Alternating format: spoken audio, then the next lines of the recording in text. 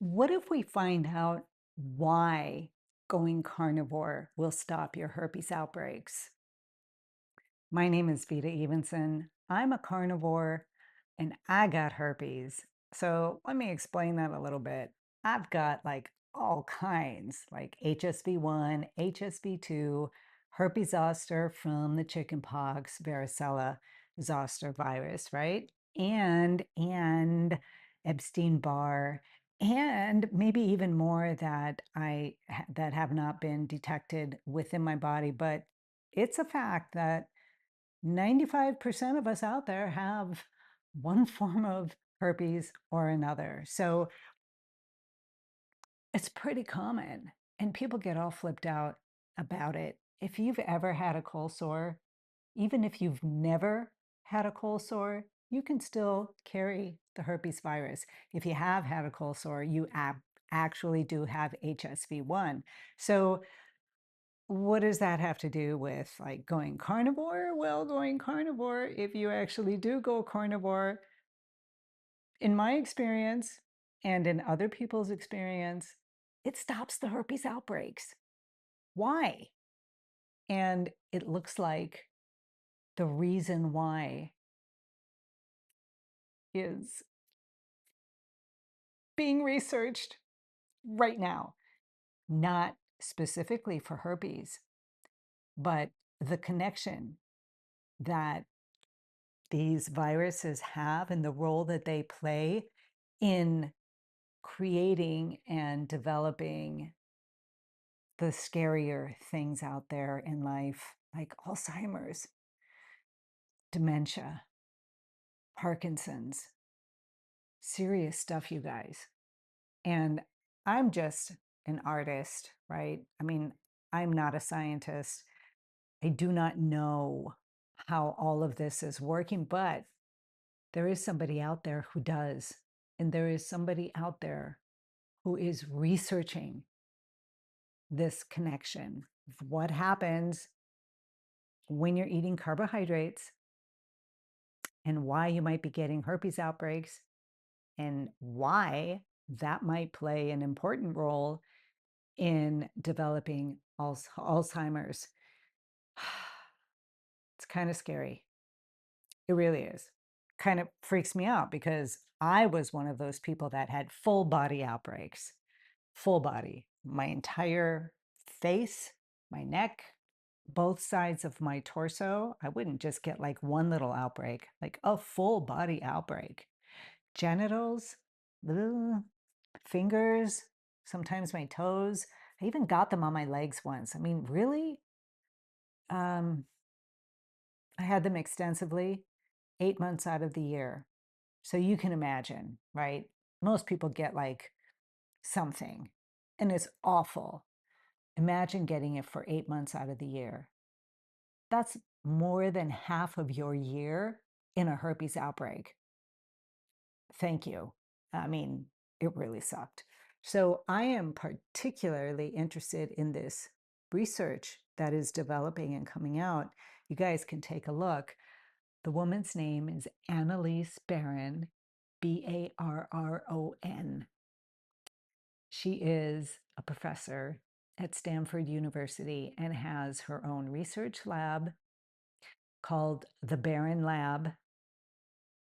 And wait, let me get the let me get I'll also put it in the description below. But barronlab.stanford.edu. Go look it up. Read up on the things that she's studying, the things that she's interested in, and the connection that she made, which is, oh my God, oh my God, it's so exciting. So she talked about me in her Dave Mack podcast, Zero Carb Life podcast. Go check it out. It is fascinating. She explains things beautifully of this connection and how diet plays an integral part in not only your herpes outbreaks, but in your health in general. And it's really fascinating because she got this connection that happens with the Porphyromonas gingivalis, which is a bacteria that lives deep in your gums and causes gingivitis, right? Most people know it by that. Uh, and the fungus, Candida. And I'm sure there are other connections as well, but this is the one that stuck out in my mind. And, I'm just a layperson, an artist, and, this is what I've understood so far, that they come together and go up through the nerves into the brain and suppress the immune system. Well, you guys all know what happens when the immune system gets suppressed, right? Like, you're going to get an outbreak. What if, what if it is as simple as choosing a carnivore diet or a ketovore, extremely low carbs? Because this connection that happens between the bacterium and the fungus thrives on carbohydrates. If there are no sugars in the mouth, it can't make this connection. And then if it can't make the connection, it can't travel up into the brain and suppress the immune system so that herpes can have a party on your body, right? That can't happen. And I am honored beyond belief, beyond, I am honored to be a part of this. I am honored that she wants to study me and see if and how and if I have this combination in my mouth, which I don't know. I've been carnivore for quite a long time, so candida can't really be there anymore.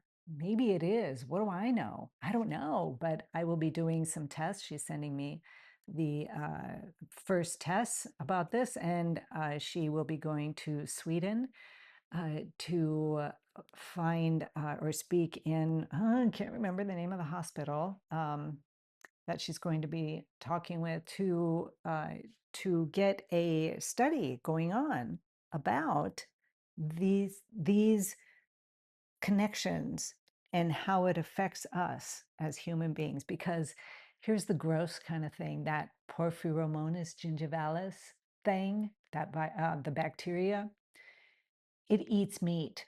It doesn't eat sugars. It eats meat. But the meat that is eating is you. And that's kind of creepy. So if you think about it with Alzheimer's, it's a degeneration of the brain.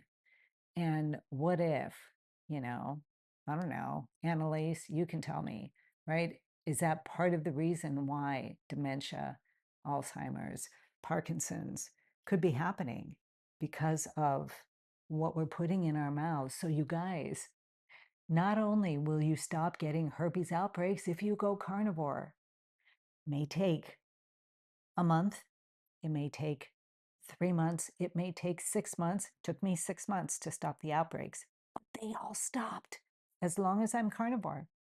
If I decide that maybe I can start eating other things, I might get an outbreak of sorts, maybe one lump on my lip that'll last 2 days. Doesn't actually do a full herpes outbreak kind of thing, but it is an outbreak.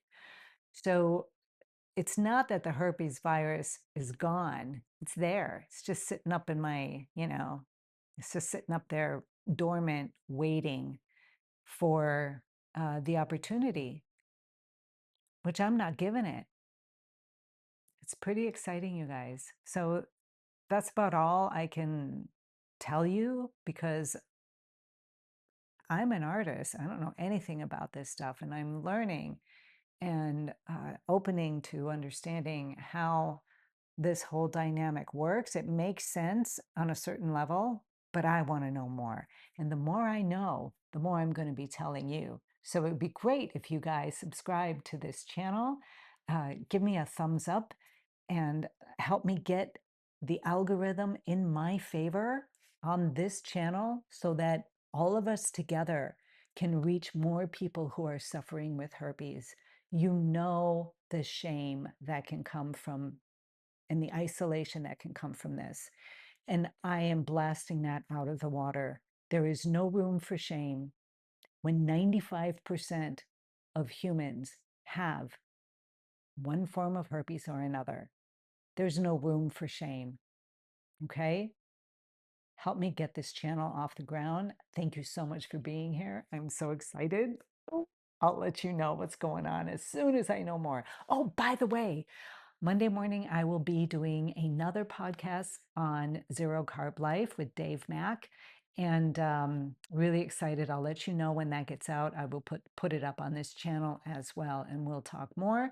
Uh, and probably with this connection with Annalise, because Annalise was on podcast and she talked about me in that podcast. So I would first suggest that you guys go listen to her because she is very well spoken and easy to understand when she goes through the pieces and how it comes together and why the carnivore diet seems to be the antidote, not only to herpes, but to Alzheimer's, dementia, and Parkinson's. We'll see what happens with the research. We'll see what happens, what comes out of it. But I'm so excited and very, very honored to be here. So thank you, Annalise, for contacting me and wanting to include me in your studies and research. Um, I'll do everything in my power to do so. So if you guys want to come in and chime in, this would be great. It would be great. And talk about those of you who have gone carnivore or ketovore and have greatly suppressed your herpes outbreaks, greatly helped. Maybe they just disappeared like they did with me. It would be really helpful if we get people talking about this. And so we've got this project this winter to do that, to get the word out, to expand this conversation even more. My heart's with you. I'm very excited. I will see you all again very soon.